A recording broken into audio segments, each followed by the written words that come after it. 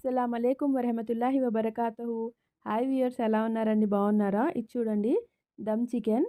దీనికి కావాల్సినవన్నీ ఇక్కడ ఉన్నాయి చూడండి. ఇప్పుడు మనం గరం మసాలా పౌడర్కి కావాల్సినవన్నీ ఉన్నాయి. డ్రై ఫ్రూట్స్లో చూడండి, కాజు, బాదం, మస్క్ మిలన్ సీడ్స్, పెరుగు, పాలు, చికెన్ అండి. 1 kg చికెన్ తీసుకున్నామండి. ఇప్పుడు ఇక్కడ చూడండి, గరం మసాలా రెడీ చేసుకుంటున్నాం. ఏవైతే హోల్ గరం మసాలా అందులో ఉందో అదంతా యాడ్ చేసి, అందులోనే ధనియా కూడా యాడ్ చేసి మిక్స్ చేసి పౌడర్ చేసి పెట్టుకోండి. ఇప్పుడు ఈ చికెన్ ఏదైతే మనం 1 kg చికెన్ తీసుకున్నాం దాన్ని క్లీన్ చేసి అందులో 2 ఆనియన్స్, డీప్ ఫ్రై చేసిన ఆనియన్స్ ఇలా వేయాలి అండి. ఆ తర్వాత మనం పౌడర్ ఉంది కదా, అది 1 స్పూన్ పౌడర్ వేయండి, garam masala powder. 2 spoons garlic ginger paste. Dry ఫ్రూట్స్ది ఏదైతే మనం పేస్ట్ చేసుకున్నామో ఆ పేస్ట్ కూడా వేయండి. కొబ్బరి వేసి మంచిగా పేస్ట్ చేయండి మెత్తగా. ఆ పేస్ట్ కూడా ఫైన్గా పేస్ట్ చేసిన పేస్ట్ వేయండి. 1 కప్ ఘీ, 1 కప్ ఆయిల్, 1 కప్ పెరుగు.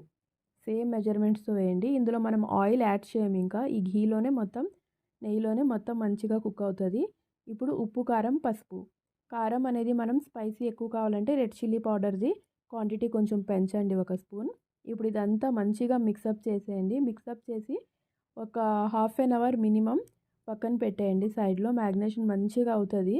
ఈ మ్యాగ్నేషనే మెయిన్ ఇంపార్టెంట్ అండి దీనికి. ఇప్పుడు చూడండి, ఇప్పుడు కొత్తిమీర, పుదీనా వేసి లిడ్ పెట్టి మినిమం ఒక హాఫ్ అన్ అవర్ దీన్ని కుక్ అవ్వనివ్వండి. కొంచెం చికెన్ త్వరగానే ఉడికిపోతుంది. ఈ గ్రేవీ మీరు కన్సిస్టెంటీ చూసుకోండి. ఆయిల్ సపరేట్ అవుతుంది. ఆయిల్ సపరేట్ అవుతున్నప్పుడు 15 to 20 మినిట్స్లో ఇది చూడండి, ఆయిల్ మొత్తం మంచిగా సపరేట్ అయిపోతుంది. ఇప్పుడు ఇందులో మనం ఏం వేయక్కర్లేదండి, అన్నీ ముందే వేసాం కదా. చక్కగా మంచి ఫ్లేవర్ఫుల్గా మంచి టేస్టీ డెలిషియస్ టేస్ట్ వస్తుందండి దీని నుంచి. ఎందుకంటే మనం డ్రై ఫ్రూట్స్ యాడ్ చేసాం కదా, dry fruits and ghee add చేసాం కదా, దీని నుంచి మంచి ఫ్లేవర్స్ వస్తాయండి. చూడండి ఇలాగా.